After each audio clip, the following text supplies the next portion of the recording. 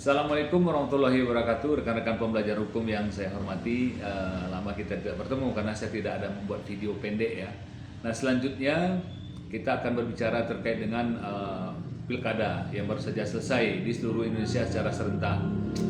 Nah, apakah semua keberatan pilkada tersebut bagi pihak yang ikut berkontestasi tentunya lalu merasa dirugikan bisa memohon keberatan ke Mahkamah Konstitusi karena terdapat diskursus yang cukup alot, perdebatan yang cukup tajam terkait dengan ambang batas berperkara di Mahkamah Konstitusi. Ada yang menyatakan bahwa ambang batasnya ada dan harus terpenuhi. Contoh dalam Undang-Undang Nomor 10 Tahun 2016 Pasal 158 yang menyatakan setiap kota dengan jumlah penduduk tertentu maka diberikan ambang batas selisih hasil nilai tertentu. Contohnya bagi penduduk yang di bawah 250.000 ke bawah maka selisih hasil harus di bawah 2%. Itu ambang batasnya. Lalu bagaimana hukum menjawab ini, bagaimana kenyataan hukum dan bagaimana Mahkamah Konstitusi memberikan ruang terhadap ini. Jadi menurut kita mulai dari yang paling dasar yang menurut Tan Malaka dalam bukunya Madilog ya, ada di situ menyatakan bahwa terkait dengan law evolution, artinya evolusi hukum. Hukum itu akan berevolusi selalu. Nah, selaras dengan itu ada adagium hukum yang menyatakan hukum itu berjalan tertatih-tatih di belakang fakta atau hukum berjalan di belakang fakta. Nah, maksud dari kedua ini adalah hukum itu akan selalu menyelaraskan dengan keadaan. Nah, terkait dengan pasal 158 banyak yang tidak tahu ya, kalau hal tersebut bukanlah parameter satu-satunya, bukanlah variabel satu-satunya, bukanlah ukuran satu-satunya, bukanlah alat ukur satu-satunya yang mengharuskan kandidat yang dirugikan dalam kontestasi PHPKada untuk bisa maju ke MK membuat permohonan dan dipertimbangkan pokok permohonannya. Jadi bukan satu-satunya ukuran.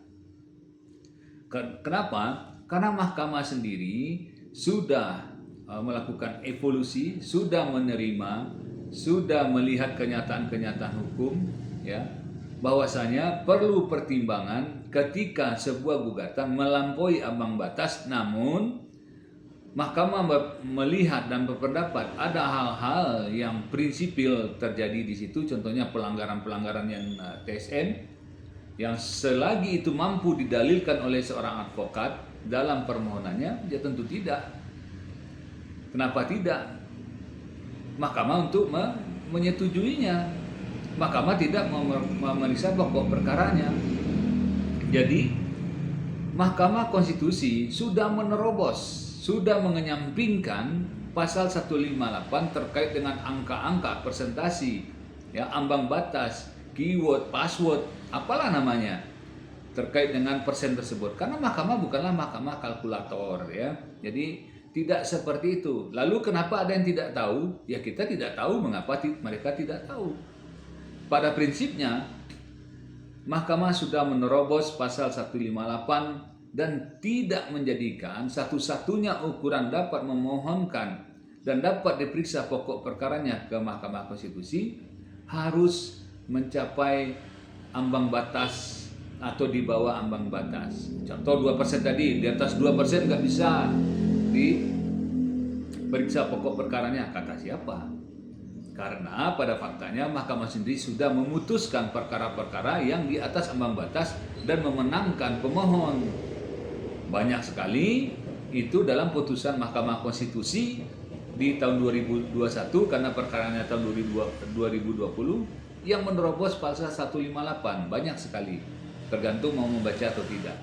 Nah, itulah kesimpulannya bahwasanya dalam berperkara di Mahkamah Konstitusi ya tidak harus sesuai dengan ambang batas, sepanjang seorang advokat atau langsung pemohonnya boleh saja bisa mendalilkan dalam positanya dan meyakinkan, memframing hakim Mahkamah Konstitusi terjadinya pelanggaran-pelanggaran berat terhadap pilkada, ya, terstruktur, sistematis dan masif, maka tidak tertutup kemungkinan Mahkamah akan segera menerima, memeriksa, dan pokok perkaranya akan diperiksa setelah sidang pendahuluan. Tidak tertutup kemungkinan. Jadi tidak ada